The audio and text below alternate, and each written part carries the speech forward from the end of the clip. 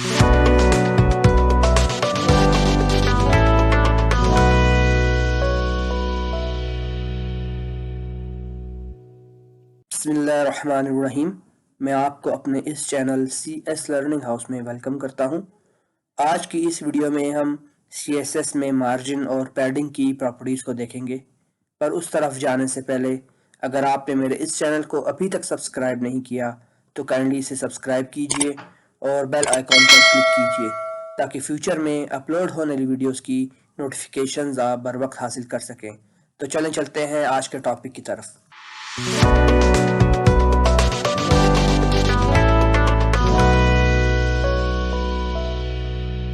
Last video में हमने border create करना सीखा था। आज की इस वीडियो में हम मार्जिन और पैडिंग को देखेंगे। सबसे पहले हम देखते हैं मार्जिन को।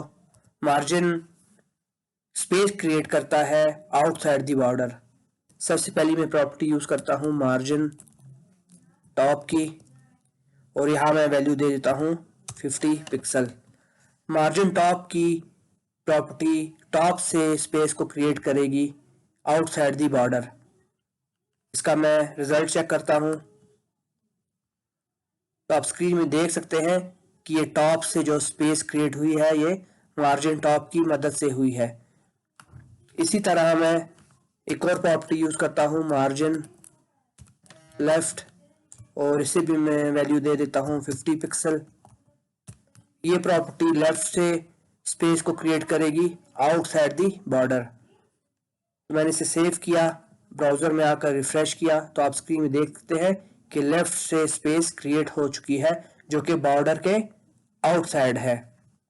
एक और प्रॉपर्टी मैं यूज करता हूं मार्जिन राइट, और इसे भी वैल्यू देता हूं 50 पिक्सल। सेव किया, ब्राउजर में आकर रिफ्रेश किया तो आप स्क्रीन में देख सकते हैं कि राइट से जो है 50 पिक्सल की स्पेस क्रिएट हो चुकी है। इसी तरह एक और प्रॉपर्टी है मार्जिन बॉटम, जो कि बॉटम से स्पेस को क्रिएट करेगी। इसे भी मैं 50 पिक्सल देता हूं। ब्राउजर में आकर रिफ्रेश किया तो यहाँ आपको स्पेस नजर नहीं आएगी क्योंकि पहले से ऑलरेडी काफी स्पेस थी, इसीलिए आपको ये इफेक्ट नजर नहीं आ रहा। अभी मैं ऐसे करता हूं कि इसको कमेंट आउट कर देता हूं मार्जिन को, तो इसे दोबारा रिफ्रेश करता हूं तो ये अपनी ओरिजिनल हालत में आ गया है वापस। अभी मैं ऐसे करता हूं कि जो मैंने मार्जिन की 4 प्रॉपर्टीज यूज की थी इसको एक ही जगह पर यूज करता हूं।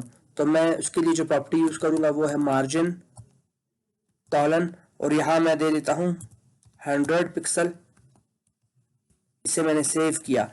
अभी ये जो 100 पिक्सल है ये चारों डायरेक्शन के लिए यूज होगी, यानी लेफ्ट से भी 100 पिक्सल होगा, राइट से भी 100 पिक्सल होगा, टॉप से भी और बॉटम से भी। तो मैंने इसे सेव किया, ब्राउजर में आकर रिफ्रेश किया तो आप स्क्रीन में देख सकते हैं इसने लेफ्ट से भी, टॉप से भी और राइट से भी और बॉटम से भी 100 पिक्सल की स्पेस क्रिएट की है।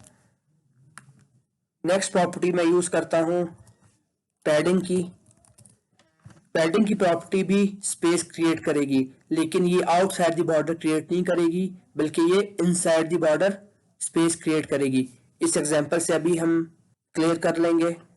तो मैं पैडिंग टॉप की प्रॉपर्टी यूज करता हूं पहले, और इसे मैं वैल्यू दे देता हूं 50 पिक्सल।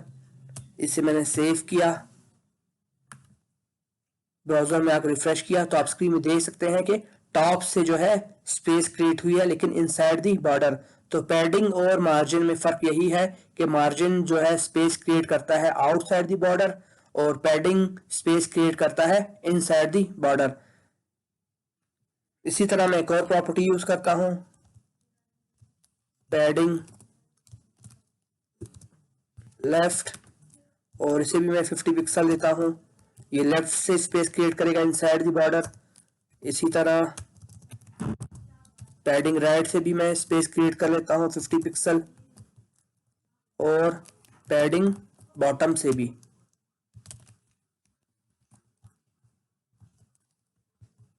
तो मैंने इसे सेव किया, ब्राउजर में आकर रिफ्रेश किया तो आप स्क्रीन में देख सकते हैं कि लेफ्ट से, राइट से, टॉप से और बॉटम से पैडिंग यानी स्पेस क्रिएट हो चुकी है जो कि इनसाइड दी बॉर्डर हुई है। जिस तरह हमने मार्जिन को एक ही कमांड में लिखकर यूज किया था, इसी तरह पैडिंग को भी यूज कर सकते हैं। तो मैं इन चारों कमांड को कमेंट आउट कर देता हूं और इसकी जगह सिंगल कमांड लिखता हूं पैडिंग, और यहां मैं वैल्यू दे देता हूं 100 पिक्सल। ये command right left top bottom से पैडिंग क्रिएट करेगी 100 पिक्सल की। तो ब्राउजर में आकर मैंने इसे रिफ्रेश किया तो आप स्क्रीन में देख सकते हैं कि जो स्पेस थी वो 100 पिक्सल हो गई है इनसाइड द बॉर्डर। उम्मीद करता हूं कि आपको मार्जिन और पैडिंग के दरमियान फ़र्क वाज़ेह हो चुका होगा।